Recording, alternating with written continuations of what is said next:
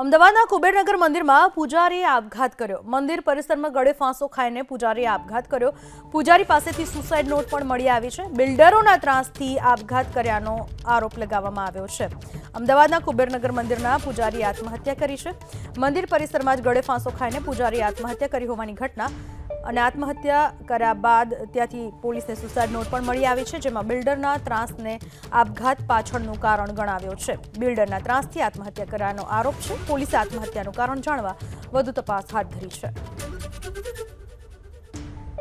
અમદાવાદના કુબેરનગર મંદિરમાં પૂજારીએ આપઘાત કર્યો। મંદિર પરિસરમાં ગળે ફાંસો ખાઈને પૂજારીએ આપઘાત કર્યો। પૂજારી પાસેથી સુસાઇડ નોટ પણ મળી આવી છે। બિલ્ડરોના ત્રાસથી આપઘાત કર્યાનો આરોપ લગાવવામાં આવ્યો છે। અમદાવાદના કુબેરનગર મંદિરના પૂજારીએ આત્મહત્યા કરી છે।